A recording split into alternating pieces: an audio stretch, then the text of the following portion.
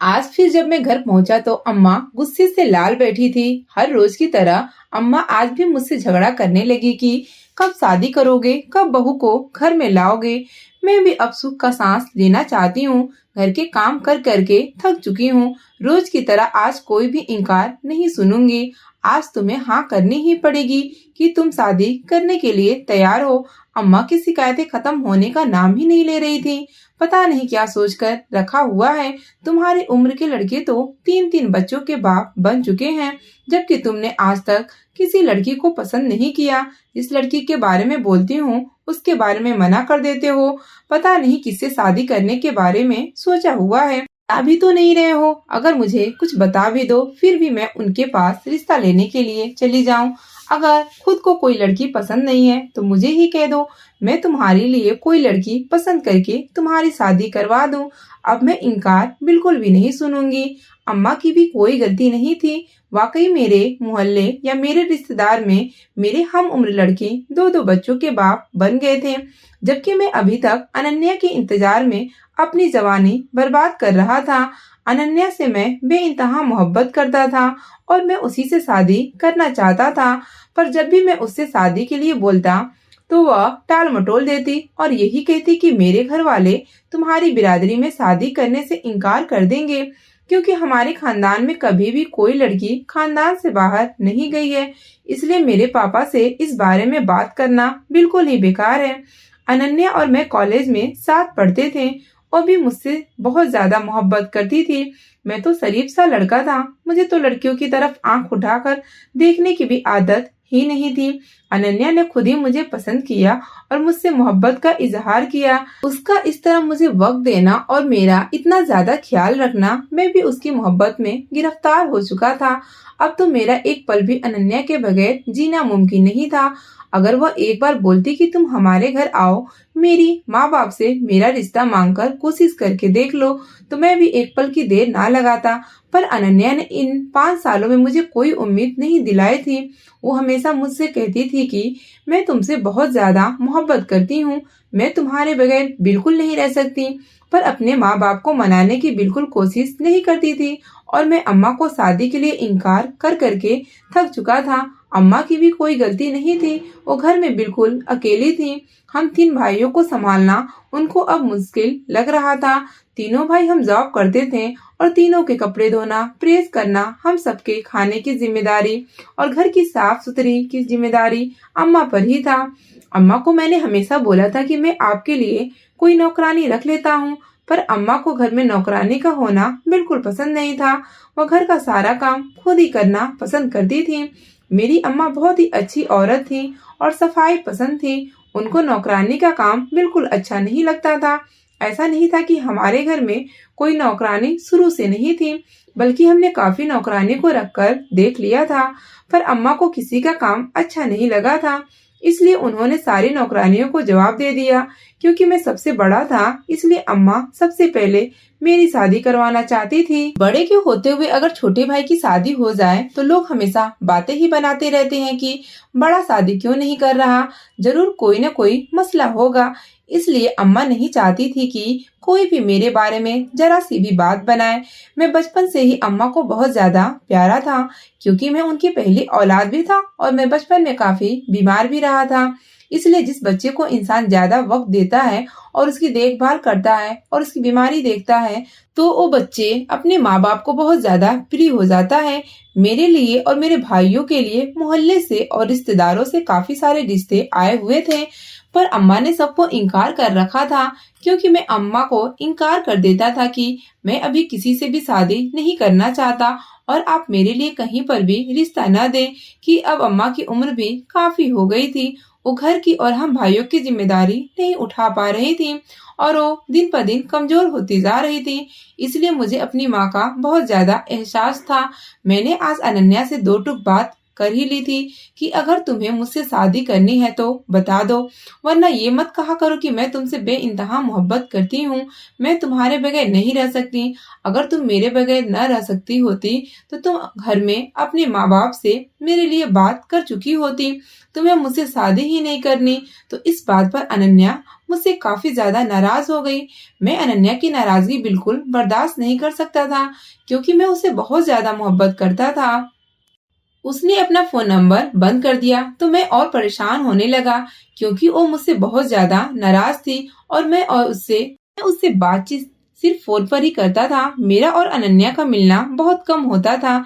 कभी कभार ही मैं कहीं दूर से अनन्या की झलक देख लेता था, वरना हम दोनों कभी किसी रेस्टोरेंट में या किसी होटल में नहीं मिलते थे, क्योंकि मैं अनन्या को हमेशा इज्जत देना चाहता था। मैं उसको इस तरह होटलों में बिठाकर बदनाम नहीं करना चाहता था, इसलिए हम फोन पर ही बातें करते थे। और कॉलेज की पढ़ाई पूरी होने के बाद हम दोनों सिर्फ फोन पर ही बात करने को सही समझते थे। अनन्या ने जब अपना नंबर बंद कर दिया तो मैंने अनन्या की एक दोस्त को कॉल कर दी, क्योंकि अनन्या अक्सर उस दोस्त के नंबर से भी मुझे कॉल कर लिया करती थी। जब कभी उसके फोन में पैकेज ना होता था या उसके फोन की बैटरी खत्म हो जाती थी। अनन्या की दो दोस्त उसकी कजिन थी जो उसके साथ ही रहती थी। जब मैंने उसकी दोस्त मारिया को कॉल की तो मारिया ने मुझे बताया कि शुभम, आप बहुत अच्छी लड़के हैं, इसलिए मैं आपको ये बात बोल रही हूँ। आप मुझे अपनी बहन समझ सकते हैं और मैं आपको अपना भाई मानकर ये बात बोल रही हूँ। आप जितनी मोहब्बत अनन्या से करते हैं, अनन्या बिल्कुल आपसे इतनी मोहब्बत नहीं करती। आप यह सोचते हैं कि अनन्या आपके अलावा किसी और से शादी नहीं कर सकती, तो आप बिल्कुल गलत थे। उसकी कुछ ही दिन में एंगेजमेंट होने वाली है और वो अपनी मंगनी से बहुत ज्यादा खुश है। वो लड़का आपसे कई गुना ज्यादा अमीर है। आप सिर्फ एक नौकरी करते हैं, पर वो एक रईस खानदान से है। अनन्या अपनी मंगनी से बहुत ज्यादा खुश है। आप इस गलतफहमी में न रहें कि अनन्या आपसे मोहब्बत करती है। वो तो किसी और के बारे में सोच ही नहीं सकती। वो दिन रात अपने मंगेतर के बारे में सोचती है, इसलिए उसने वो सिम निकाल दी जिसका नंबर आपके पास है, और उसने अपने फोन में दूसरी सिम लगा दी है जिसका नंबर अब उसके मंगेतर के पास है। वो दिन रात अपने मंगेतर से बात करती रहती है, और आप हो कि अनन्या की जुदाई में इतने परेशान हो रहे हो। आप उसको भूल जाओ। वो बिल्कुल आपसे मोहब्बत नहीं करती। अगर आपसे मोहब्बत करती होती तो कभी भी उस रिश्ते पर राजी ना होती। वो तो इस रिश्ते पर बहुत खुश है और हवाओं में उड़ रही है।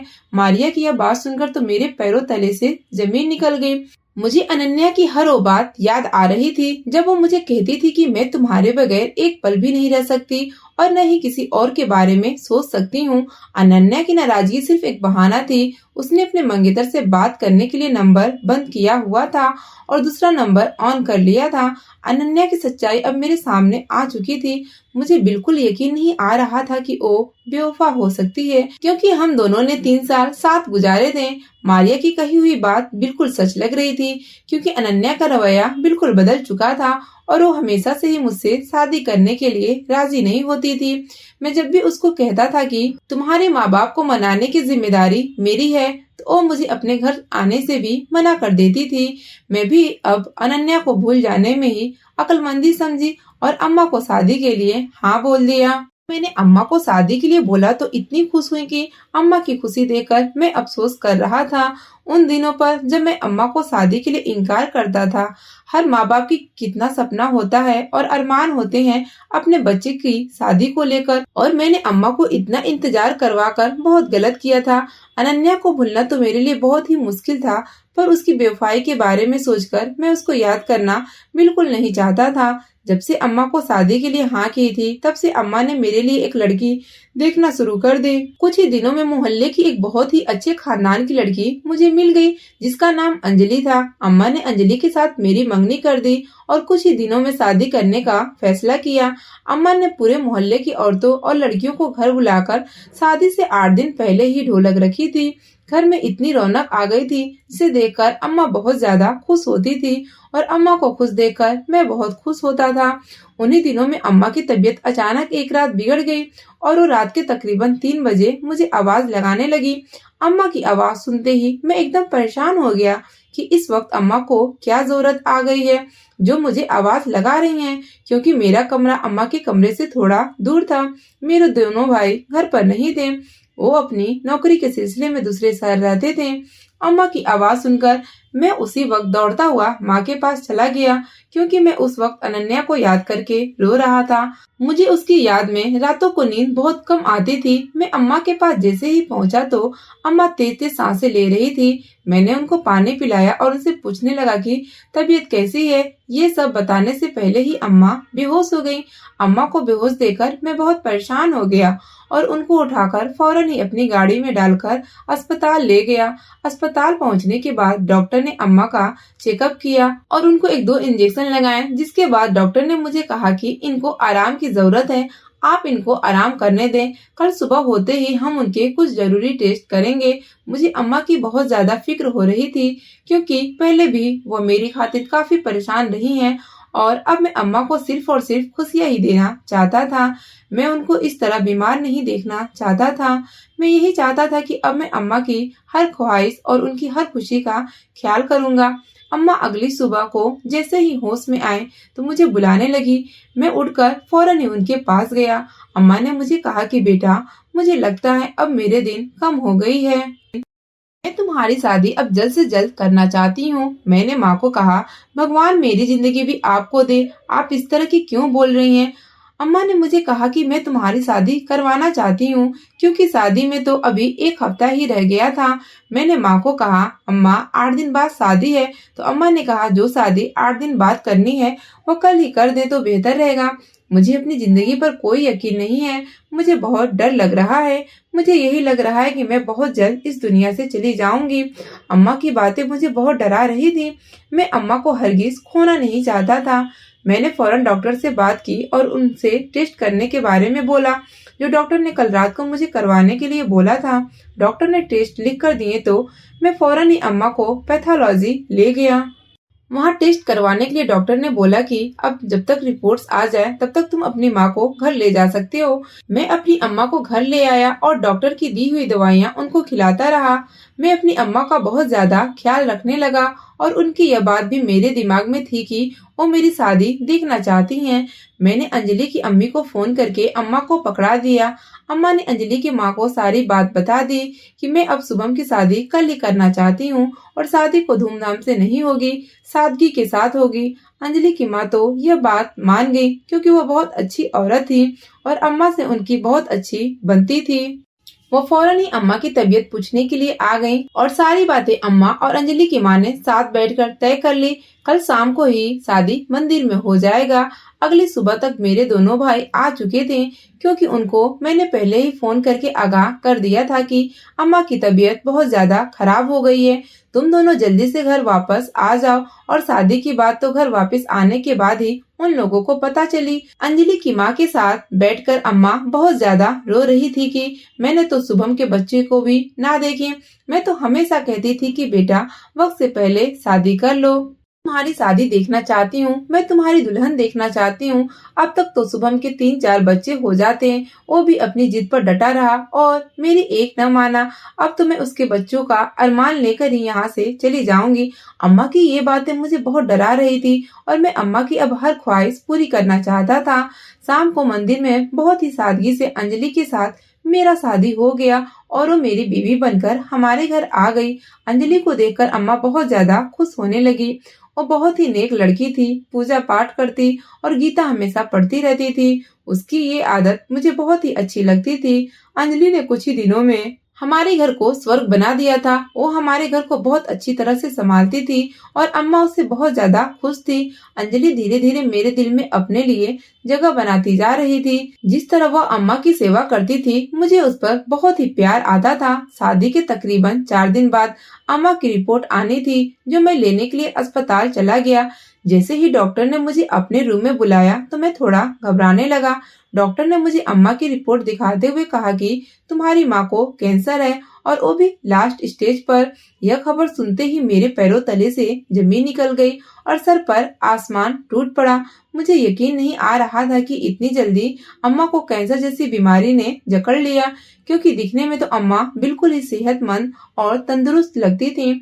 डॉक्टर ने मुझे बताया था कि अक्सर यह बीमारी लास्ट में ही नजर आती है, तब तक इंसान को अंदर से खत्म कर चुकी होती है। डॉक्टर की सलाह से मैंने अम्मा की दवाइयाँ ली और फौरन ही घर चला गया। अब मैं दिन रात अम्मा की देखभाल करना चाहता था और उनके कदमों में रहना चाहता था। अंजलि भी अम्मा के दिलो जान से देखभाल करती थी। मैंने अम्मा की बीमारी के बारे में अपने दोनों भाइयों और अंजलि को बता दिया था कि अब अम्मा की सिर्फ यह ख्वाहिश थी कि वो मेरा बच्चा देख लें। शादी के 1 महीना गुजर जाने के बाद मैं अंजलि को डॉक्टर के पास ले गया और कंसीव करने के लिए डॉक्टर से इलाज ले लिया। डॉक्टर ने हमें पहले तो कहा कि 2 साल तक तो आपको इंतजार करना पड़ेगा। अगर 2 साल तक आपकी बीवी कंसीव नहीं करती तो फिर हम इलाज करेंगे। पर मैंने डॉक्टर को अपनी मजबूरी बता दी तो डॉक्टर भी हमारी मजबूरी को समझ गई और उसने अंजलि को इलाज दे दिया। अम्मा दिन पर दिन कमजोर होती जा रही थी और उनकी यह कमजोरी मुझसे देखी नहीं जा रही थी। शादी के 3 महीने के बाद अंजलि उम्मीद से हुई तो ये खबर सुनने के बाद अम्मा थोड़ी बहुत खुश नजर आने लगी। थोड़ी बहुत नहीं बल्कि बहुत ज्यादा खुश लगने लगी। अम्मा यह खबर सुनने के बाद पूरे मोहल्ले में मिठाई बांटना चाहती थी।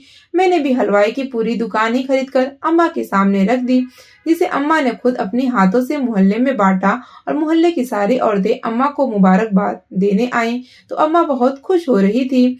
यह खुशी मेरे लिए बहुत थी और मैं इसी तरह उनको हर वक्त खुश रखना चाहता था, क्योंकि अम्मा की बीमारी ने हम तीनों भाइयों को अंदर से खत्म कर दिया था। हम अपनी माँ को खोना नहीं चाहते थे, क्योंकि अम्मा ने पापा के बाद हमें माँ बाप दोनों बनकर पाला था। अम्मा ने हम तीनों भाइयों को पालने में कितनी मुश्किलों का सामना किया था वो सिर्फ हम जानते थे और ये लफ्जों में बयां करना बहुत ही मुश्किल है।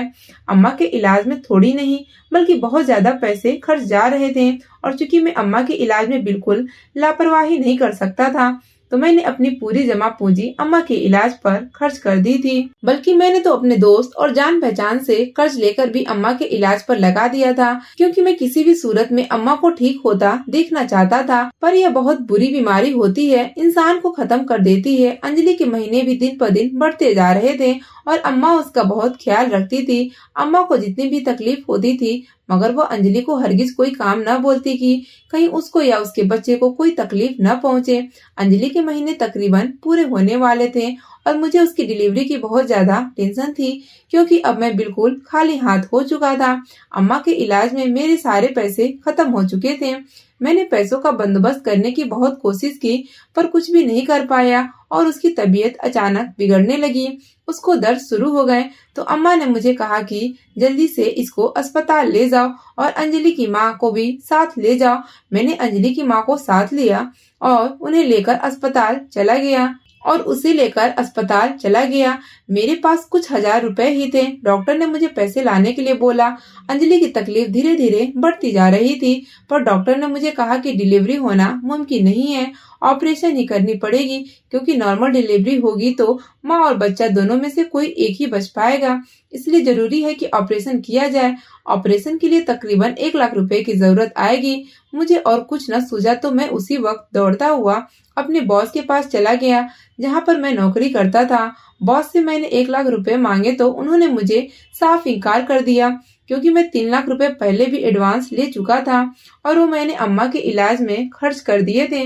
मैंने अपने बॉस से काफी मिन्नतें की पर वो मेरी बात मानने से इनकार कर दिया। इतनी ही देर में मेरे मोबाइल की घंटी बजी।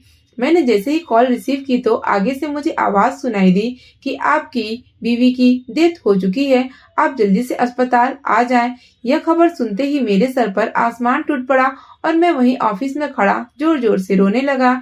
मेरे रोने की आवाज सुनकर सारा ऑफिस का स्टाफ जमा हो गया, जो मुझे चुप करवाने में भरपूर कोशिश कर रहे थे, पर मैं उस वक्त कैसे चुप कर सकता था, क्योंकि इस वक्त सिर्फ मेरी बीवी नहीं बल्कि मेरा बच्चा भी दोनों मर चुके थे। मैं एक साथ दो को खो चुका था। मैं यह बात अपने ऑफिस में खड़े खड़े कुछ खास दोस्तों को कह रहा था। मैं अपनी बीवी और अपने बच्चे दोनों को खो दिया। मेरे कुछ खास दोस्त मेरे साथ साथ ही रोए जा रहे थे, क्योंकि ऑफिस में जो लोग थे उनसे मेरी काफी अच्छी जान पहचान थी और बहुत अच्छी दोस्ती हो चुकी थी। खबर सुनते ही मेरे बॉस ने मुझे बोला कि तुम्हारी बीवी कौन से हॉस्पिटल में है। मैंने अस्पताल का नाम बताया तो मेरे बॉस बोले मेरी बीवी भी उसी अस्पताल में डॉक्टर है, मैं उसको अभी कॉल करता हूँ। मेरे बॉस ने मेरा हाथ पकड़ा और अपनी गाड़ी में बिठाकर अस्पताल की तरफ जाने लगा। वह गाड़ी में बैठकर गाड़ी चलाते हुए साथ साथ अपनी बीवी से भी बात कर रहा था और उसको बोल रहा था कि अंजलि की अभी अभी डेथ हुई है, हो सकता है उसका बच्चा जिंदा हो, जल्दी से ऑपरेशन करके उसके बच्चे को बाहर निकालो, ऑपरेशन का सारा खर्चा मैं ही उठाऊंगा। मेरे बॉस की यह बात सुनने के बाद मेरे दिल में थोड़ी बहुत उम्मीद जागी कि शायद हो सकता है मेरा बच्चा बच जाए, क्योंकि मैं अपनी बीवी को तो खो ही चुका था। तेज रफ्तार से चलती हुई गाड़ी जब अस्पताल के दरवाजे पर रुकी तो मैं भागता हुआ अंदर गया, जहाँ पर अंजलि की माँ रो रही थी और मुझे कह रही थी कि अंजलि हमें छोड़कर हमेशा के लिए चली गई है। मैं तो अपनी सास की नजरों से नजरें भी नहीं मिला पा रहा था, क्योंकि यह सब कुछ मेरी ही वजह से हुआ था। मैं पैसों का बंदोबस्त नहीं कर पाया, इसलिए ही अंजलि ये दुनिया छोड़कर चली गई। अगर मैं वक्त पर पैसे ले आता तो शायद उसका ऑपरेशन हो जाता और वह बच जाती। मेरी बॉस की बीवी जो कि डॉक्टर थी, वो ऑपरेशन थिएटर में थी जहाँ पर अंजलि थी, और वो डॉक्टर अपनी पूरी कोशिश कर रही थी कि वो किसी तरह मेरे बच्चे को बचा ले। थोड़ी देर में नर्स ऑपरेशन थिएटर से निकली और उसके हाथ में एक छोटी सी बच्ची थी। वो बिल्कुल बेजान थी। मुझे नहीं लग रहा था कि इसमें जरा सी भी सांस बाकी है। वो दौड़ती हुई ऑक्सीजन रूम में चली गई और बच्चे को ऑक्सीजन लगा दिया। बॉस की बीवी डॉक्टर ने कहा कि इस बच्चे को ऑक्सीजन की सख्त जरूरत है और उसमें जान अभी भी बाकी है। हो सकता है ऑक्सीजन के जरिए यह सांस ले ले, अब सिर्फ दुआ ही की जरूरत है। मैं रो रो कर भगवान से दुआ कर रहा था कि मेरी बच्ची की जान बच जाए, और भगवान ने मेरी सुन ली। थोड़ी ही देर में मेरी बच्ची को मेरे पास ले आई और वो मेरे हाथों में पकड़ा दी, जो मेरी तरफ देखकर मुस्कुरा रही थी। मैं उसको देखकर मुस्कुराऊं या रोऊं मुझे पता ही नहीं चल रहा था। मेरे हाथों में मेरी बच्ची थी, जिसको यह मालूम तक नहीं था कि उसकी माँ अब इस दुनिया में नहीं है। उसे अपनी सारी जिंदगी बगैर माँ के ही गुजारनी है। मैं अपनी बीवी के शव को अपने घर ही लेकर जा रहा था तो मेरी सास यानी कि अंजलि की माँ ने मुझे रोक लिया और कहा कि मैं अपनी बेटी को अपने घर ही लेकर जाऊंगी। तुम्हारी माँ की तबीयत पहले से ही सही नहीं है, इसलिए उनकी सेहत के लिए भी यह ठीक नहीं है कि उनको अभी अंजलि की मौत के बारे में पता चले। अंजलि की माँ अंजलि को लेकर अपने घर चली गई। मुझे अंजलि की मौत का बहुत ज्यादा दुख था, पर मुझे अपनी बच्ची को भी संभालना था, इसलिए अब मुझे हिम्मत से ही काम लेना था। मैंने सोचा पहले अपनी बच्ची को अम्मा के पास ले जाता हूँ और फिर अंजलि का अंतिम संस्कार करवाता हूँ। मैं अपनी बच्ची को लेकर जैसे ही अम्मा के रूम में पहुंचा तो अम्मा को देखकर तो मेरी जान ही निकल गई, क्योंकि अम्मा के कपड़ों पर सारा खून लगा हुआ था और वो बेहोश हुई पड़ी थी। उन्होंने शायद खून की उल्टियां की थी, जिसकी वजह से सारा खून उनके चेहरे और उनके कपड़ों पर लग गया था। मैंने बच्ची को सोफे पर लिटाया और अम्मा को आवाज देना शुरू कर दी। मैंने पानी के छींटे अम्मा को लगाए, पर अम्मा कोई भी रिस्पांस नहीं दे रही थी। मैं समझ गया कि अम्मा अब हमें छोड़कर हमेशा के लिए जा चुकी हैं। मैं चीख चीख कर रोने लगा। अंजलि के साथ साथ अब मैं अम्मा को भी खो चुका था। मुझ पर इतनी बड़ी क़यामत एक साथ टूट सकती है, मैंने कभी सोचा भी नहीं था। मैंने इतनी नेक और प्यारी बीवी और उसके साथ मेरी माँ मुझे छोड़कर चली गई थी। उसी वक्त सारे लोग हमारे घर में इकट्ठे हो गए तो मैंने अंजलि की माँ से कहकर अंजलि की शव भी अपने घर ही रखवा दी। दोनों ही शव हमारे आंगन में पड़ी हुए थे, जिन्हें देखकर मेरी जान जा रही थी। अंजलि और अम्मा के अंतिम संस्कार के बाद मेरी तो हालत बहुत ही खराब हो गई थी। मुझे होश तक नहीं था कि मैं अपनी छोटी सी बच्ची को संभाल सकूं। मेरे दोनों भाई और अंजलि की माँ ही उस बच्ची को देख रहे थे, क्योंकि यह दुख जो मुझे मिला था मेरी बर्दाश्त से बढ़कर था। कुछ दिनों के बाद ही मैंने अपने आप को संभाला, तो फिर मैंने अपनी बेटी को गोद में उठाया। अब मैं अपना सारा वक्त अपनी बेटी को ही देता हूँ, क्योंकि मैं अपनी माँ और अपनी बीवी दोनों का ख्याल नहीं रख पाया और इस बात का दुख मुझे जिंदगी भर रहेगा। मैंने अपनी बेटी का नाम जास्मीन रखा, क्योंकि जास्मीन मेरी माँ का नाम था। मैं अपनी बेटी जास्मीन का बहुत ज्यादा ख्याल रखता हूँ और मैं चाहता हूँ कि मेरी बेटी को मुझसे कभी कोई शिकायत न रहे। वह बड़ी होकर यह कह सके कि मेरे पापा ने मेरी हर ख्वाहिश पूरी की मेरी हर बात माने। मैं उसको अब माँ बाप दोनों का प्यार देता हूँ ताकि वह कभी अपनी माँ की कमी महसूस न कर सके। कहानी पसंद आए तो वीडियो को लाइक करें और ऐसी ही अच्छी कहानियाँ सुनने के लिए हमारे चैनल को सब्सक्राइब करें।